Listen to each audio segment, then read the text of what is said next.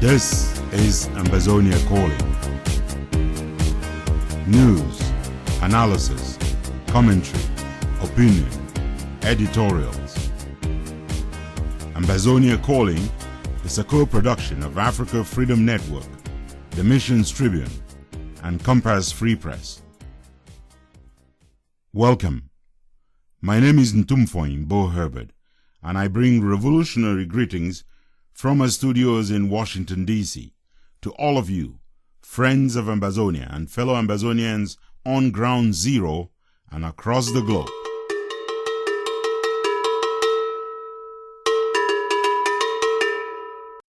Every so often you hear a call from Ground Zero. Now this from a mother.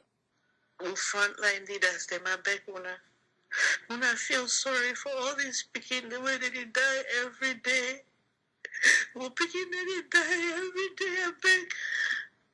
Una bring una selves together, make this war finish. I beg una frontline leaders. Chris, I know. FAKO, all una pastor them. Usa una don't keep una hearts them. Why una no fit keep una ego aside? Stand together.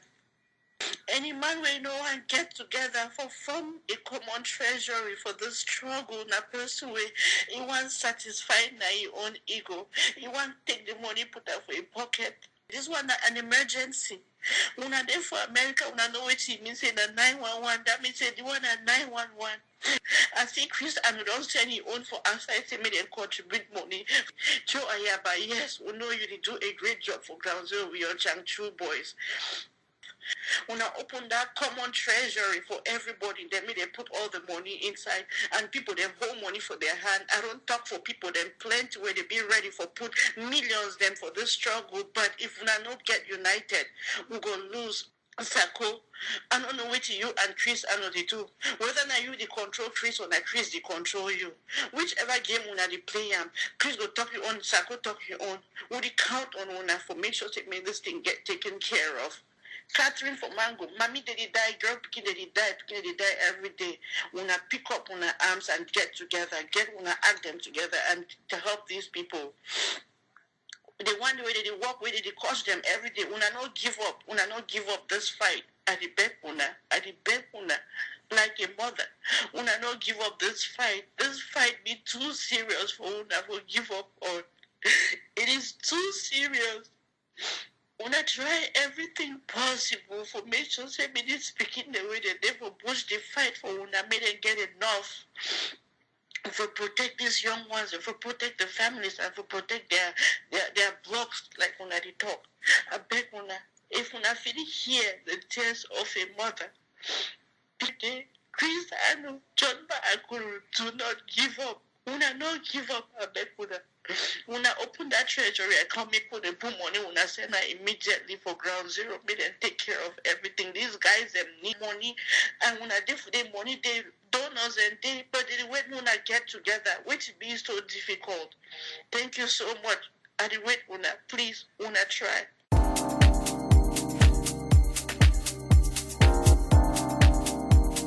This is Ambazonia Calling.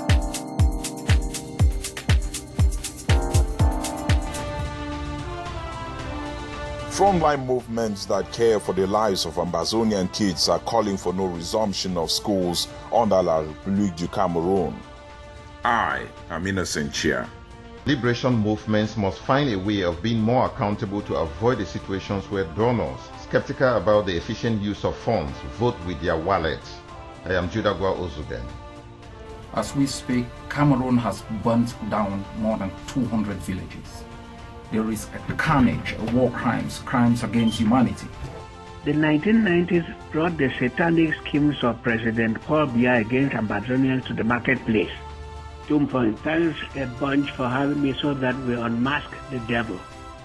We are effectively in an armed resistance against Cameroon simply to protect our people from the genocidal political system that was imposed on our territory more than 55 years ago.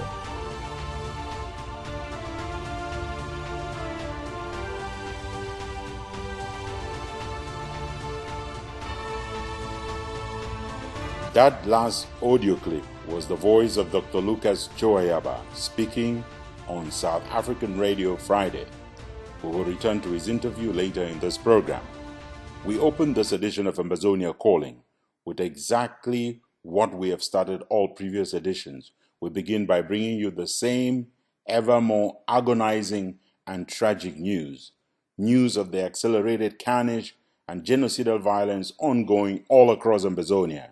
This time, it is the people of Lower Pinyin in Santa local government area in Ambazonia's northern zone who have been hit hard yet again. 6 youngsters in their community were executed in cold blood Saturday by the terrorist forces of colonial Cameroon. Residents describe another bloody scene, so heart-wrenching that it is being described as Menka Reloaded, a reference to the Menka massacre of earlier this year in which over 3 dozen young men were executed in cold blood. It was a week of fast-moving news, and here to share the first part of our news wrap-up of the week is Innocentia. Frontline movements that care for the lives of Ambazonian kids are calling for no resumption of schools under La République du Cameroun. It is the essence of a circular jointly signed Tuesday by frontline leaders including Dr. Ebenezer Akwanga of the SCYL, Dr. Lucas Choayaba of the AGC, Edwin Gang of the ROA, John Ba Akuro of the Consortium, Elvis Kometa of the SCNC, and Ntumfoyn Herbert of Maurice.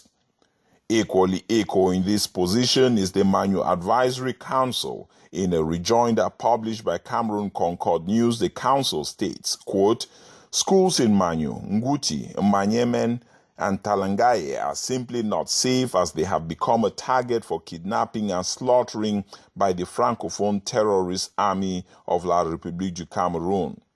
In the coming weeks, an educational committee shall be formed to support and initiate education in the bushes, just as the Catholic Church has followed our people to the bushes." End quote.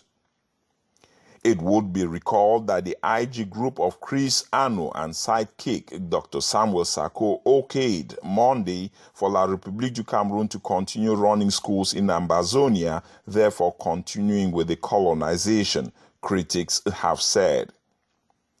In the meantime, Dr. Lucas Choayaba is currently on a working visit to South Africa. The AGC leader will be holding town hall meetings in Johannesburg and Cape Town. We have borrowed from the playbook of the ANC, international mobilization, because we believe in a people-driven struggle. So our struggle is widely supported by peoples across the world. I know when we talk about a support for a people's struggle, we are looking from the state of a government. Yeah. No, apartheid fell because the people across the globe rose up against the system. It didn't fall because government supported the anti-apartheid struggle. And that's the same system we are using. I'm here in South Africa to remind the South Africans of the moral responsibility they have to other peoples that are fighting against oppression. Because we all stood up. While I was, I think, 9 years of age, we stood up against the system that was imposed here in South Africa. We also know that there are different governments. The US Senate held a hearing on the Ambazonian issue. The British Parliament has made a statement about it.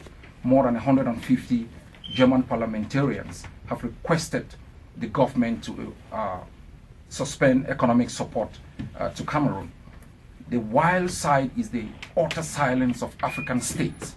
The wild side is the utter silence of the African people. And I think it's high time we understand that, you know, injustice anywhere in Africa affects different African people because it creates a movement of people across borders. Professor Patrick Lumumba, spokesperson for State 55, the People's Movement for United African States, has petitioned the African Union and African heads of states to provide leadership on the unfolding crisis in southern Cameroon. Some observers think it is no coincidence that a delegation of 4 African heads of states, including the current African Union chairman, President Paul Kagame of Rwanda, President Macky Sall of Senegal, Alassane Ouattara of Côte d'Ivoire, and Nana Akufo of Ghana is headed for Cameroon. Stay tuned for more of what made news during the week. I am Innocentia for Ambazonia Calling.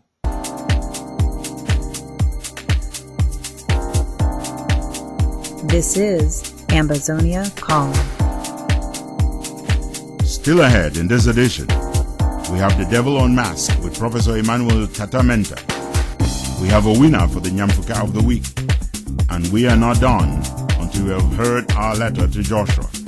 So stay tuned, kick back, relax, and enjoy Ambazonia Calling.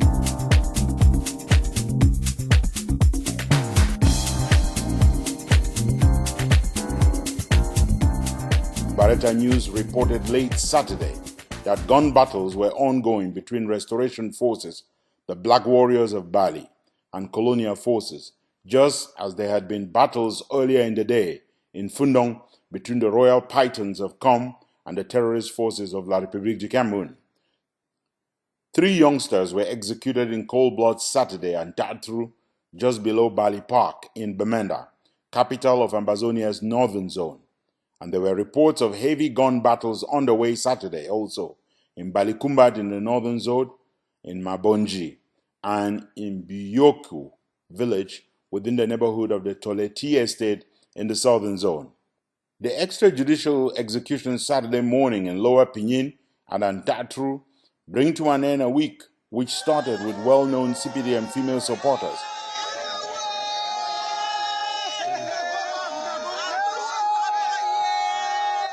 The women were closely guarded by security officers in plain clothes and prompted along the way to remember to cry in order to keep the bribe money that they were later to be paid.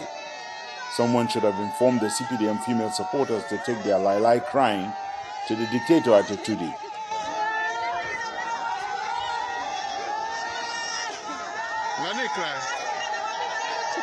The Women's March was perhaps a logical follow-up to the craziness that had been organized earlier in the week in Boya under the title Southwest Forum, during which 7 outrageous resolutions were adopted by a gathering of faithful supporters of the dictatorship and colonization who pretend to speak on behalf of the citizens of the Southern Zone.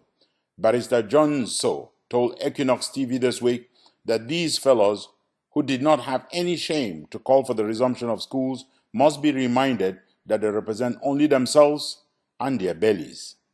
They tailored out something to show their master that they are still commanding the place. It was a show. It was a theatrical piece.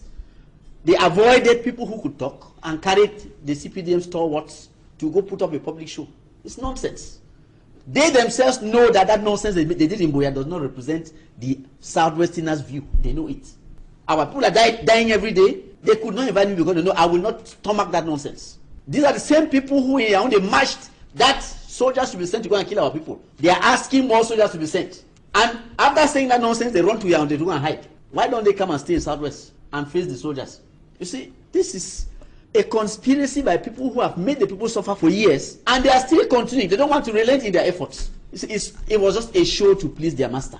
And I think it is ugly at this point in time when people are suffering and we want a lasting solution to a situation that is causing us a lot of pain. And we are losing a lot of money from this thing. People whose only goal is to stay where they are and eat fat from people suffering, go to put up a show to say that Southwesterners have said. That is not the position of Southwesterners.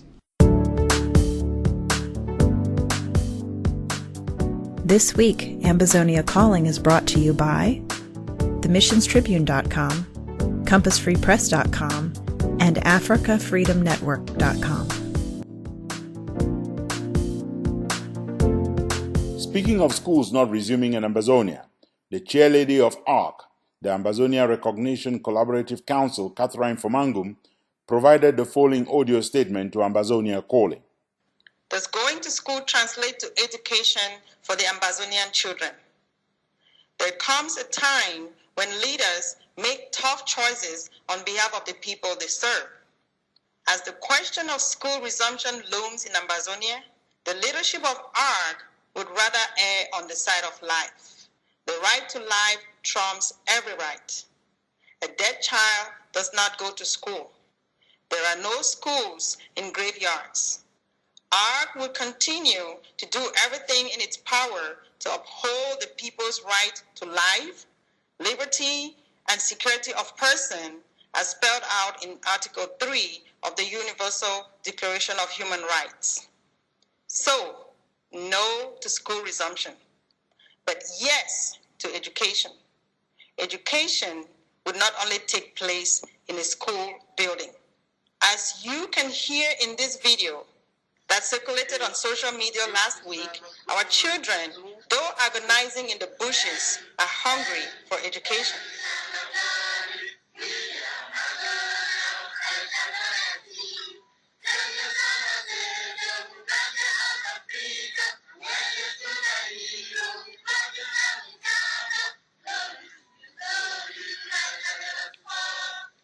Ambazonian children are seen line up in 3 straight lines singing the Ambazonian anthem with joy and pride, their spongy brains ready for some knowledge. ARC is packaging and will bring to them an educational program that shall be directed to the full development of their humanity and which strengthens respect for human rights and fundamental freedoms.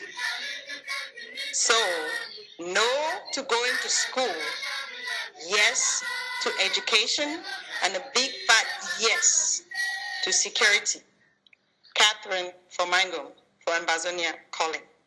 The Ambazonian Parents Association issued a statement on school resumption in which it congratulated parents for standing strong in defense of the inalienable rights of their children to life, liberty, and quality education that will emancipate and edify them, not the colonial and destructive slavery education offered by the colonizer from Yaoundé. The conducive environment for learning has not been created all across Ambazonia. Besides, and even more importantly, the motivation of making sure that Ambazonian youth consent this sacrifice once and for all is high. To that effect, the advice provided in late 2016 by Barrister Ben Muna for youth of Ambazonia to fight without surrender, including losing years of schooling if needed, in order to inherit a better future for themselves, is priceless. The future is theirs. I'm 77. Mine is gone. I may die tomorrow. If they don't fight, our fathers will come from the graves to fight for them. They have the right to fight for it. The better fight, man. The better bloody fight. No liberty is gained by lying down and allowing people to work on you. And the students held back at home? Let them lose 1 year of school and get a better future. What are you talking about? Let them lose 2 years and get a better future.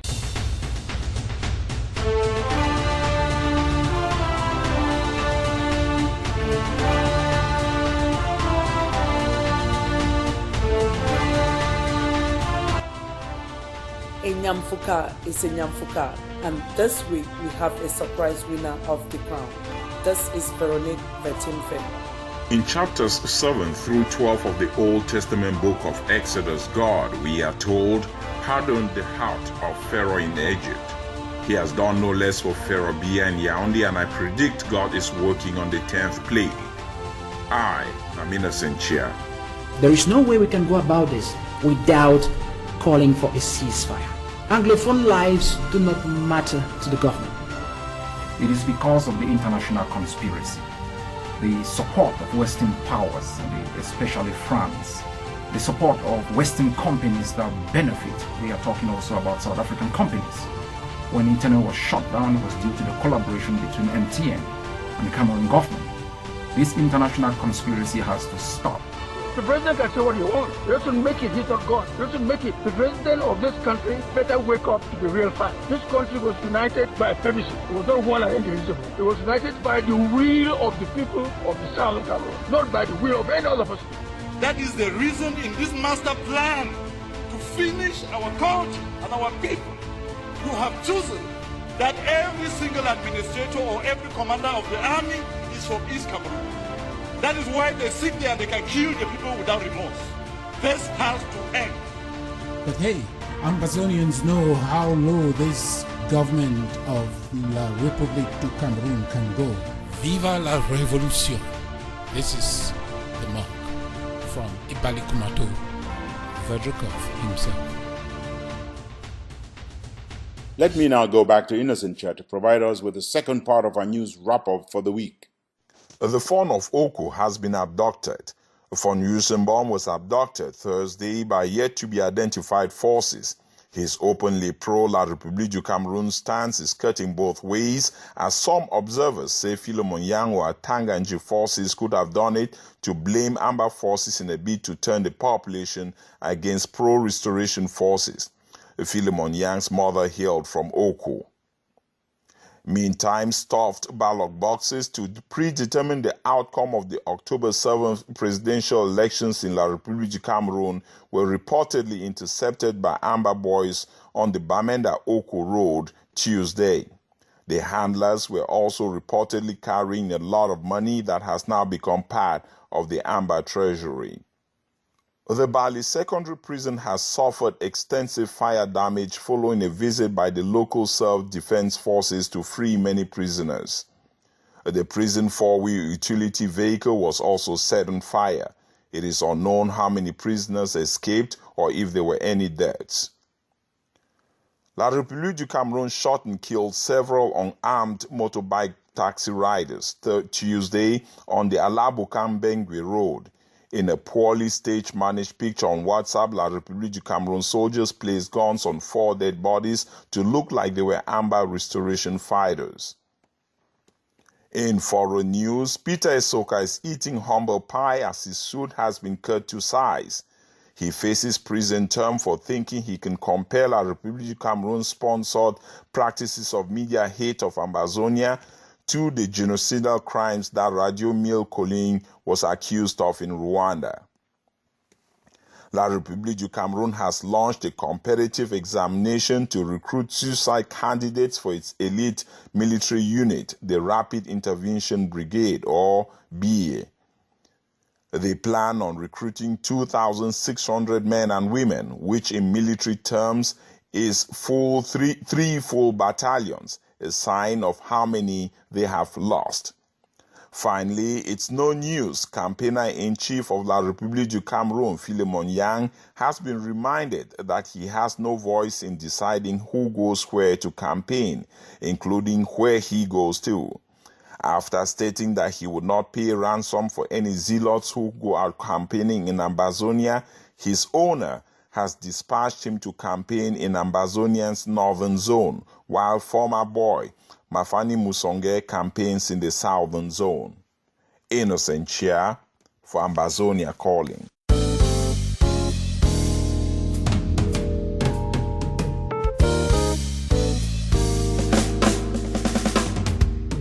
Welcome to our special interview segment, The Devil Unmasked, The Truth Out.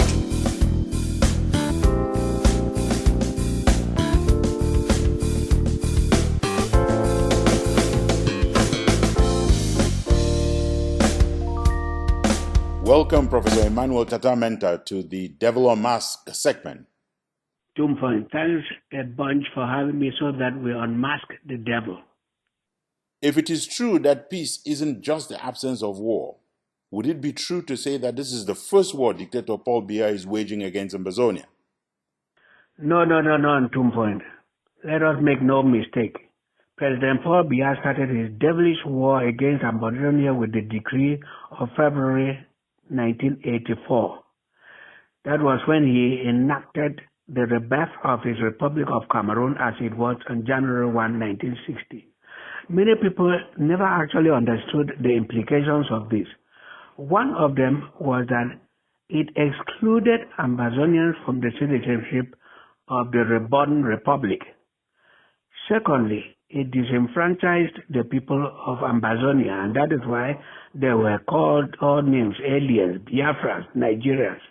Thirdly, they were stigmatized and referred to as enemies within, rats, dogs, roaches. And finally, they were vilified, seen as undesirables, expendable secessionists and terrorists.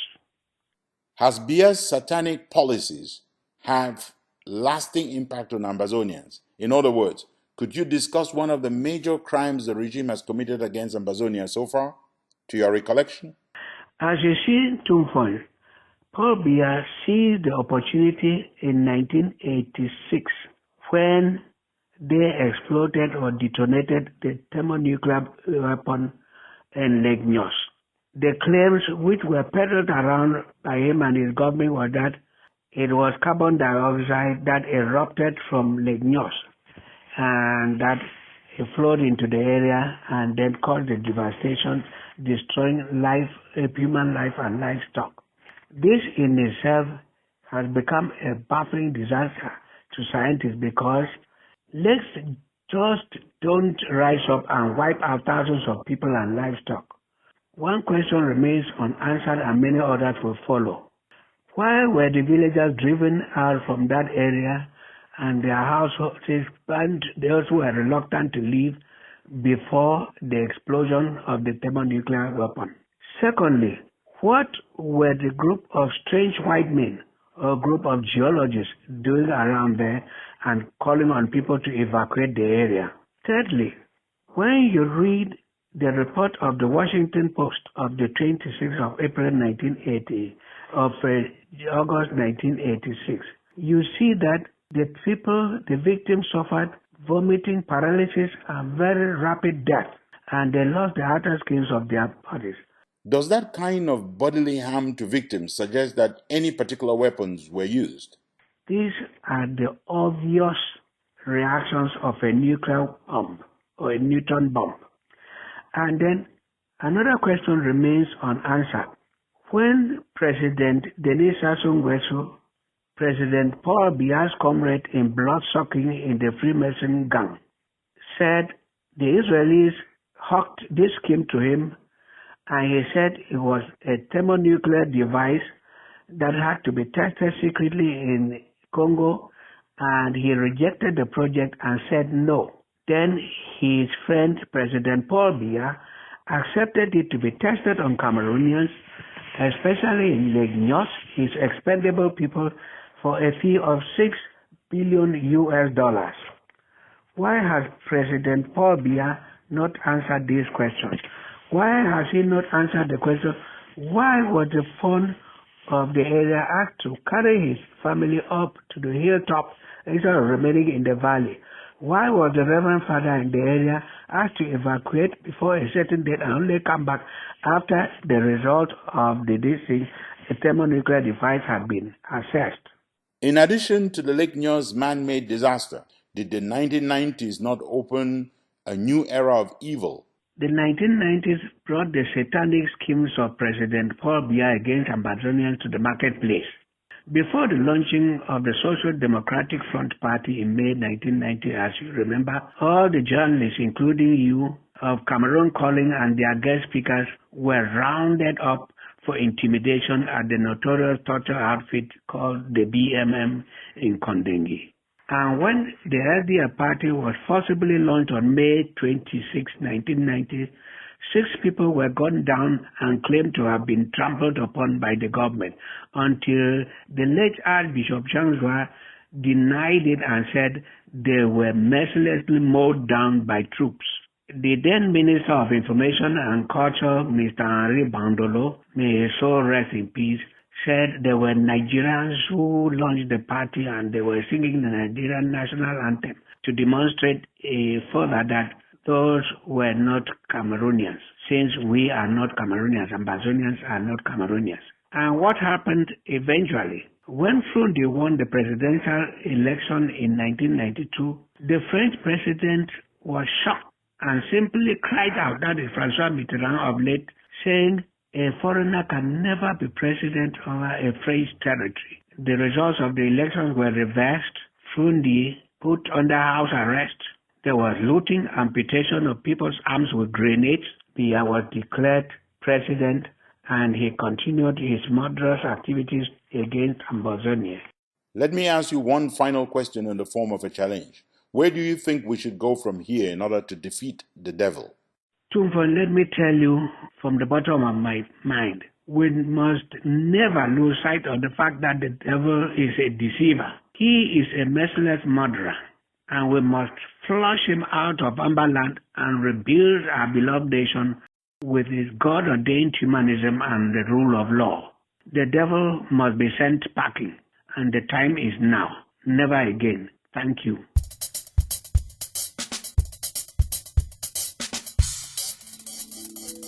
Ambazonia Calling. You are in the heart of the news shrine. Call us the Kalakuta Republic of commentary, opinion, and editorials.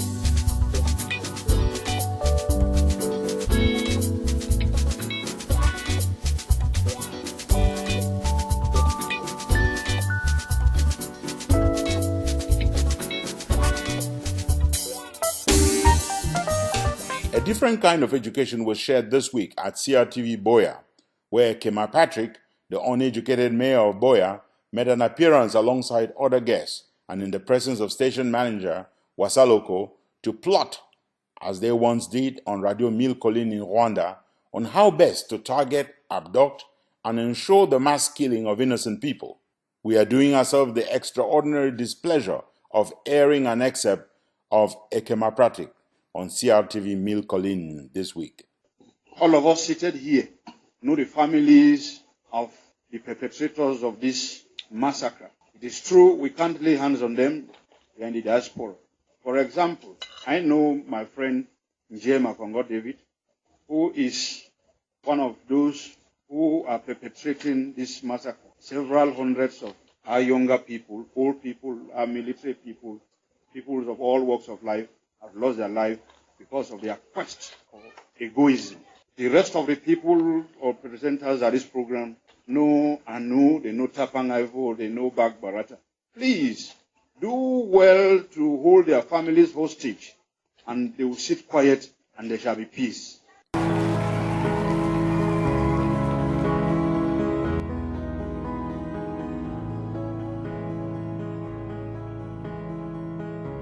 Here is the monk from Balikumato, Fezekov himself, with a report on the tricks that La République terrorist soldiers are using in order to track down and outsmart Ambazonian freedom fighters.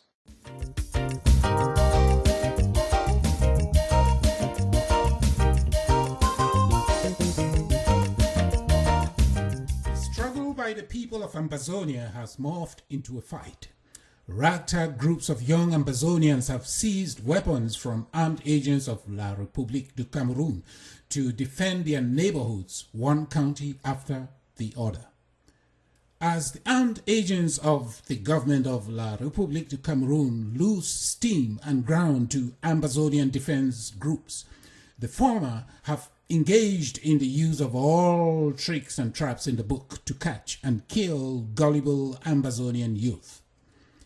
One trick is to place a trap distress call. Someone calls for intervention by Ambazonia Defense Forces just for them to be ambushed by La République du Cameroun forces, like tricking the chicken with corn just to catch it and roast it. This weekend is a dark weekend for the people of Njikwa, a town about 50 or 30 miles west and north of Bamenda, where a repeat massacre of Ambazonian youth by tricks, allegedly engineered by the Cameroon Ministry of Territorial Misadministration, tricked 30 young Ambazonians into thinking that they were joining Ambazonia Defense Forces just to be summarily murdered. A similar operation, also engineered by the same Cameroon government ministry earlier this year, took 40 lives in Pinyin, about 20 miles south of Bamenda.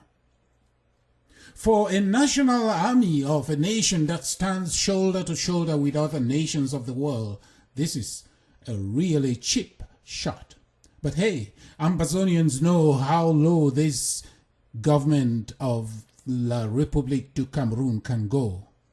No surprise there, just that our youth need to be vigilant. Let our youth be vigilant and watch out for GPS tracking devices. With the advances made in GPS technology, tracking things and people is becoming a daily practice for almost anyone. These devices come in all shapes, sizes and forms, from cell phones to stickers and things. Ambazonian Defense Forces shared a picture of military uniforms left behind by Cameroon forces with tracking devices. The real architecture of each device and how it works can be determined if discovered and examined. The real danger is not to discover it and instead be discovered by the enemy who has been tracking your movements all along. Closely examine everything before using and or taking it along with you. If you are using a cell phone, know how to enable or disable GPS tracking. Let's save the lives of our people as best as we can. For a government to prosecute a war against people it calls its own, to use traps and trickery in order to extrajudicially kill people without as much as an official recorded statement of circumstances warranting the murder of scores of young citizens is proof beyond all reasonable doubt that we are dealing with a system that is so broken it cannot even save itself. This is the tribal monk from Ibalikumato, Vadrukov himself, for Ambazonia Calling.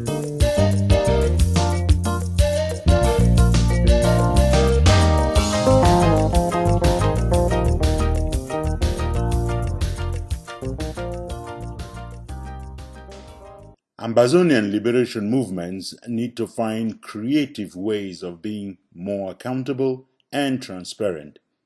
Otherwise, their donors could vote with their wallets, as Jude Agua Ozugen argues in this report.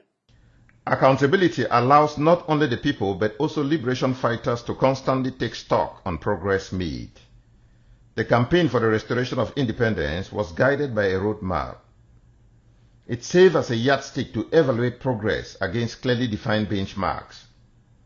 In principle, exhausting the roadmap to restoration should have been followed by strategizing on and adopting a new roadmap to recognition.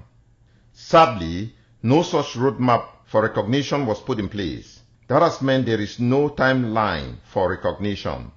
Unfortunately, that does not only leave the colonizers in the dark, it also leaves Ambazonians in the dark. That is why you can hear even pro-independence diehard raise questions like, how much longer shall the struggle go on? Their questions do not signal loss of patience, rather they indicate a demand for some level of transparency and accountability from the leaders to the people.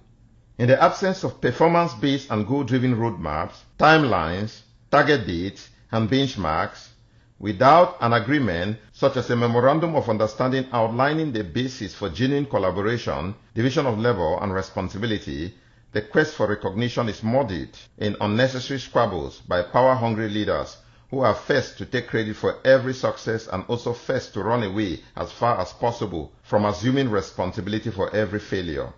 To avoid tackling the most difficult part of our restoration quest, Ambazonians have heard leaders mouth a ready-made excuse. We are in a revolution, they say. They also argue that there should neither be democracy nor accountability in a revolution like ours. That claim is used to mask contempt for processes and to postpone the hard work indispensable for building credible institutions. What those claims really mean is resistance from those who have launched a barrage of GoFundMe account, PayPal, and other fundraising mechanisms. This could come back to bite our independent quest in the butt by putting a dent in public trust. The other truth, though, is to recognize that part of this struggle must be prosecuted in secret, maybe even top secret. Yet the other undeniable truth is that leaders among themselves, including within the framework of a common platform, can find innovative ways of reassuring donors that they have the tools with which to effectively hold one another accountable. Aristotle taught that character is formed through habit. As we consciously perform good deeds, we get accustomed to goodness. We start to do good without thinking twice. In the same vein, imbibing a culture of accountability, credibility, and integrity on our way to BOYO infuses sound democratic tenets into our political culture and lays the foundation for good governance and accountability. Waiting until we get to BOYO before putting in place even basic institutions can only be a recipe for failing to put any institutions in place. Imagine a professional football striker stating that he will not score at practice because he only wants to score during the game. Ambazonians should call on any leader who gives them such crap to cut it. Our people should tell their leaders what they think is really going on. It becomes harmful to the struggle when audios emerge stating that valiant soldiers injured in the war front and evacuated to Nigeria for medical care are not even getting hurt. Audios in which fellow Ambazonians claim, true or false, that humanitarian aid is being diverted will cause donation to fall. A way must be found to cut the regular run of complaints of misery and abject poverty in which our refugees are allegedly wallowing despite the dollars and euros donated and collected in their name.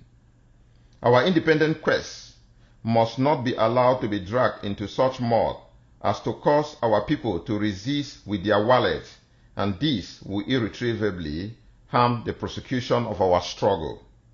It is clear that some of these audios are exaggeration, yet leaders must find a way of reassuring donors that they are as transparent and accountable as they can possibly be given our circumstances. This is Jude Agua Ozugen for Ambazonia Calling.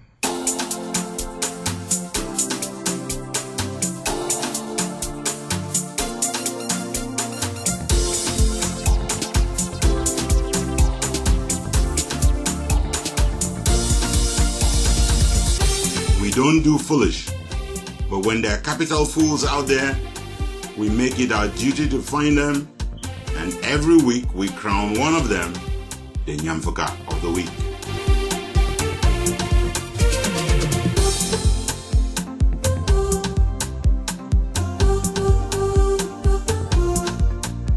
Here is Veronique Vitimfe with the lineup of this week's contenders and, of course, the winner of the Trophy of Shame, the Nyamfuka of the Week. Finishing in third place this week are two groups of women. One is a well-known group of CPDM women. This week, they marched twice in BOYO and Victoria. They cried, rolled on the ground in the street, calling for an end to the war in Ambazonia. These women in the southern zone were joined by another group in the northern zone. Seen on video shot in Bamenda on the occasion of the Holy Mass, wailing about the war. The two groups tried hard but cannot hide their political agenda, not even behind religion. If these women truly wanted an end to the war, they know who to petition: Paul Biya. He is the one that started the war. He alone can end it. For shedding those crocodile tears during Holy Mass in Bamenda and onion-induced tears in the streets of BOYO and Victoria. These two groups of women are this week's third place finishers for Nyamfuka of the Week. Finishing in second place this week is a young man. He works for the laboratory of a reputed American university. Call him a lab technician if you will.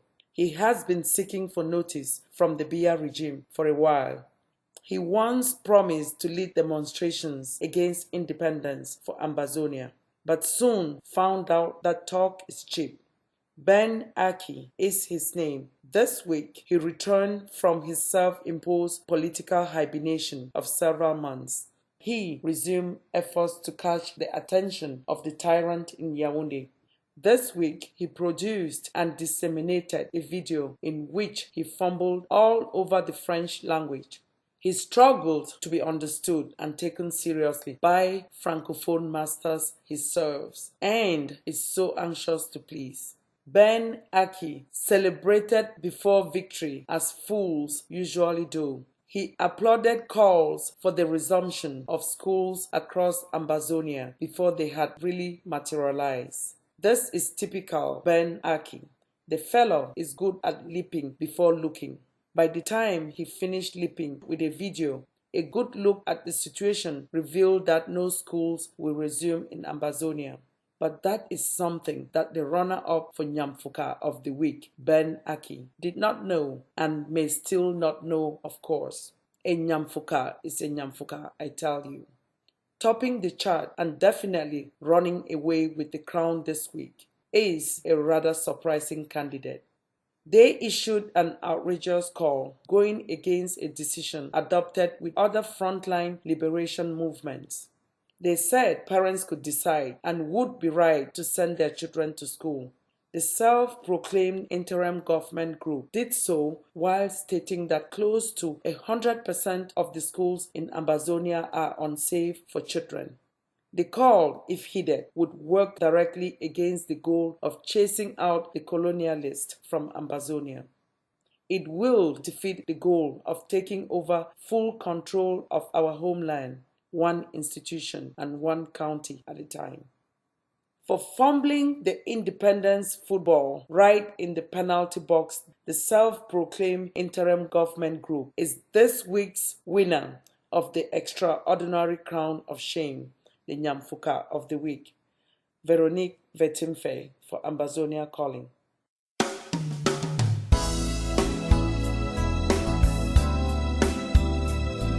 Stay tuned. Ambazonia Calling will be right back with more news, analysis, commentary, opinion, and editorials. Ambazonia Calling was looking to examine the plight of girls and women and their contribution in the ongoing struggle for the liberation of Ambazonia. Here is our own barrister, C. Ajimvambe, with that report. The women and girls of Ambazonia are increasingly bearing the bloody brunt of the struggle. Examples of violence, dehumanization, rape, and murder perpetrated against women and girls by the military forces of La République du Cameroon abound. 80-something-year-old Mami Api burnt alive in her home. 18-year-old girl hanged and falsely identified as an Amber fighter. 13-year-old girl shot in the face. Another tender-aged girl murdered and thrown out in a field. 17-year-old nursing mother raped in broad daylight. University girls ordered to sit in filthy sewage water, raped and driven off to unknown destinations. Secondary school girls ordered to swim in filthy mud like pigs and subsequently raped. Increasing rate of pregnancy among girls in refugee camps, increasing number of widows and orphans, women driven to engage in practices that are culturally taboo for them to engage in, such as digging graves and burying the dead. The list goes on and on and on. Despite the deplorable and vulnerable state in which the women of Ambazonia find themselves, they have refused to give in to the new order and reality of reprisals and death. Rather, the pain and agony that they experience daily has emboldened them and strengthened their resolve to be a vital part of the struggle for the liberation of their homeland.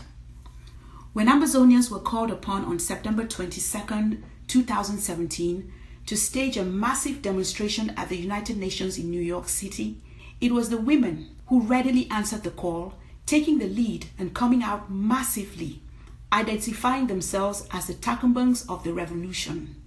Takambangs being the most highly respected and sacred traditional society of women in the northern region of Ambazonia, a society of women well known for manifesting silent strength and influencing even the most dreaded and powerful traditional leaders and rulers.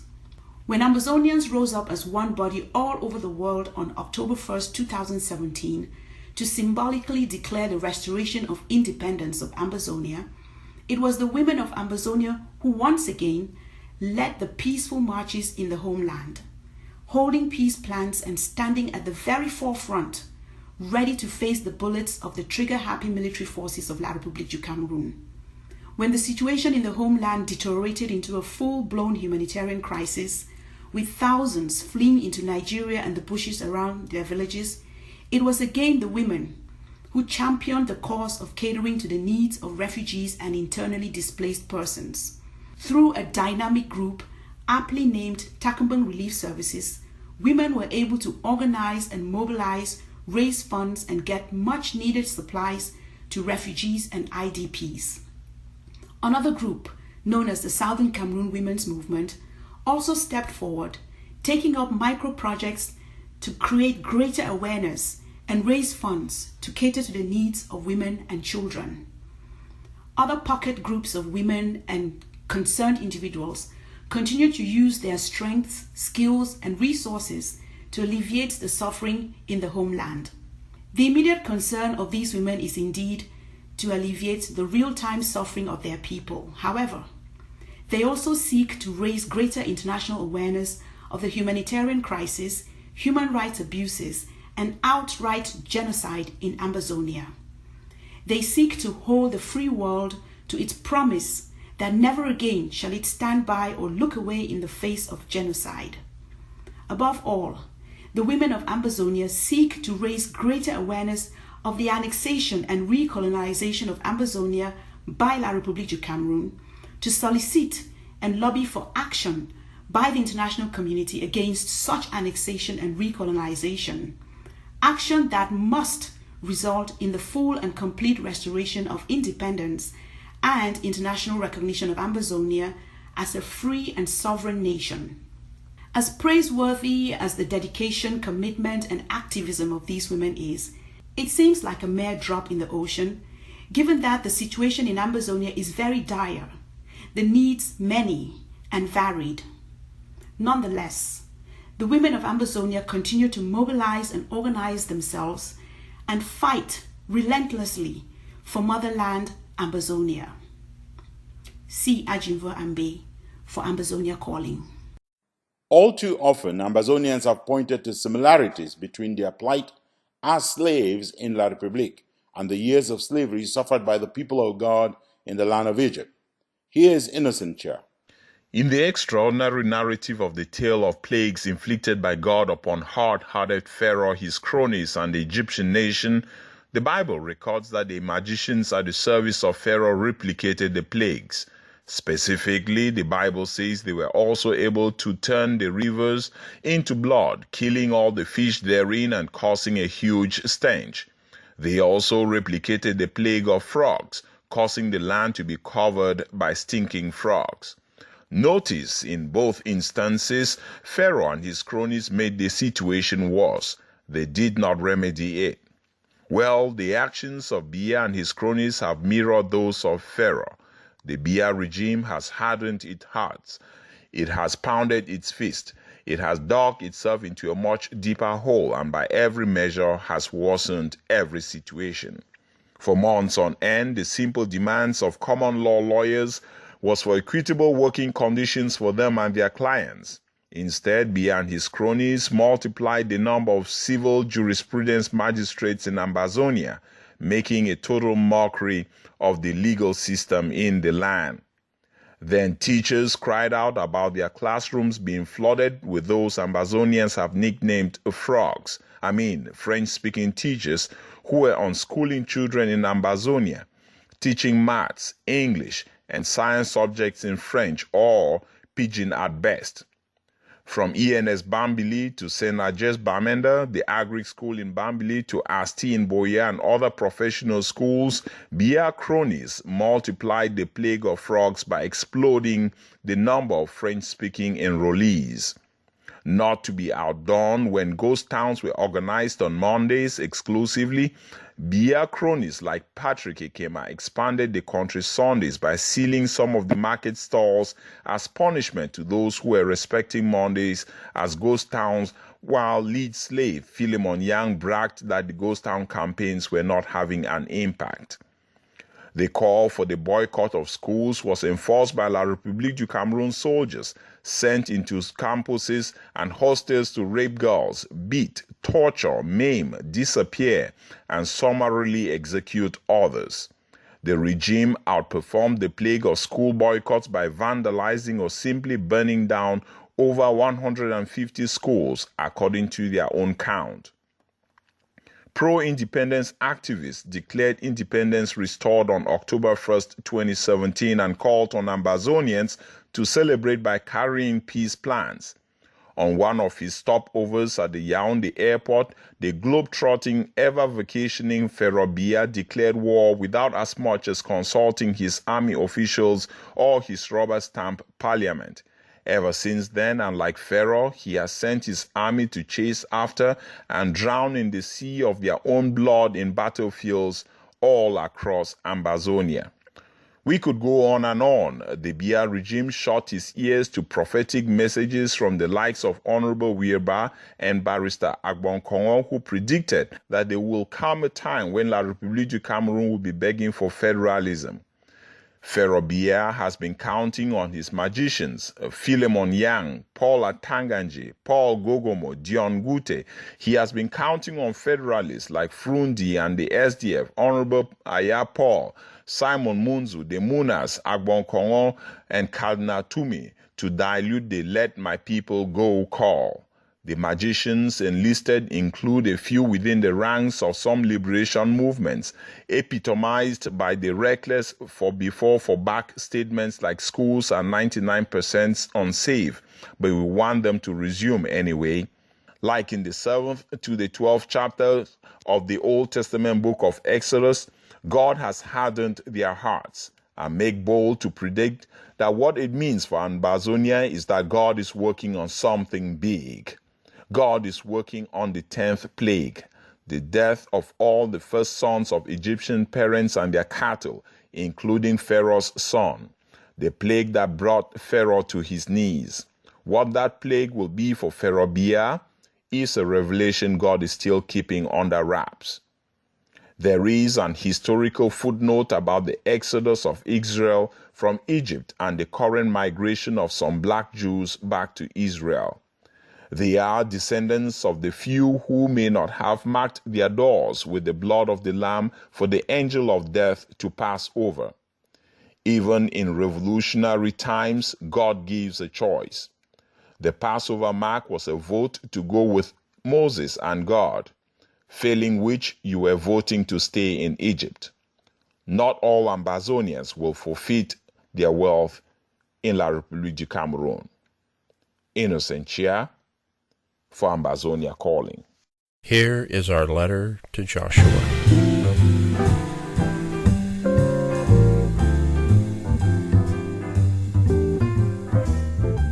Dear Joshua, you may know this already, but let me join the very few who muster the courage to remind you and your baby-killing regime of the saying, 99 days for Ali Baba and his 40 thieves, 1 day for the master. Translation, the hour of reckoning is coming, Joshua. The night may be long and dark for the people of Ambazonia, but daybreak comes in the morning. The world is watching you and your regime very keenly, even when you think it has tuned out. Certainly, your golden statue bribe-taking friends at the Commonwealth and at the United Nations don't know how to bite the finger that feeds them. As the people of Ambazonia would say, fufu don tight for United Nations yan. The rest of the world is outraged to the point of being tongue-tied by the genocidal violence visited on Ambazonians by your killer squads. But Joshua, know this. Walls have ears and satellites have eyes. Before you opened my letter, the world is already awash with information, pictures and video of the horror your occupation forces committed Saturday in Lower Pinyin and Tatru. They are being scrutinized right now. It is a new world, Joshua, one in which you cannot run from the long arm of justice. You can run maybe, but you can no longer hide. This week's pictures and videos and those of the many victims of the past years, including those raped and or executed last week in the senseless bloodletting in Balangi, they just pile up on your crimes, Joshua. By now, the world knows who you are. A blood-sucking, baby-killing monster, bent on dying in power, and if possible, bent on continuing to roll from the grave. We know you have declared war on Ambazonia, but do you have no idea what the laws of war provide?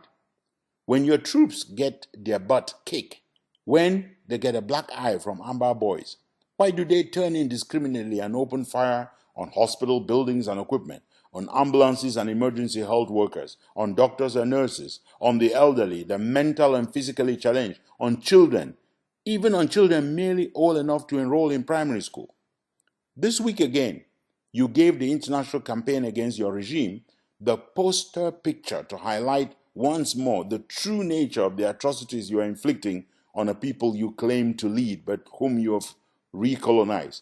The massacre in Menka Pinyin put a big red cross on your forehead. a lineup of images that paint you deeper into the same corner as the apartheid regime of South Africa after the Sharpeville massacres. What is with killing helpless infants? Is that how you believe you will create the conditions for schools to resume? What is with killing bike riders and so maladroitly planting weapons on them to make them look like amber fighters killed during an attack? Why do you think you're fooling anyone by inventing such attacks? As I said earlier, 99 days for Ali Baba, 1 day for the master. The day is coming. Verily I say unto you that the day is here, next October, when you and your cronies will be chased from power like riffraffs and made to appear before the International Criminal Court at The Hague or before that special tribunal on the Cameroons which we know will be created.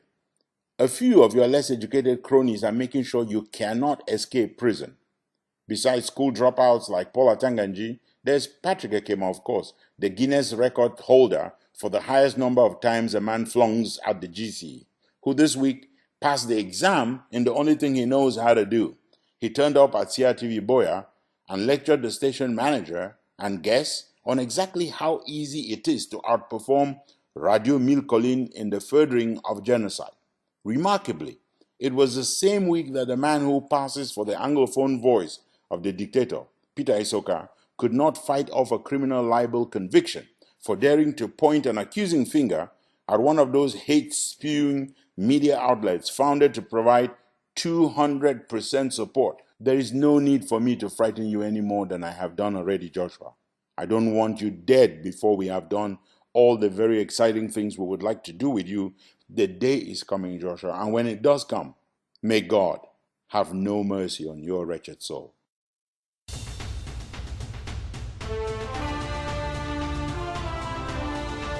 From our studios here in Washington, D.C., our producer is Jeff McCoy.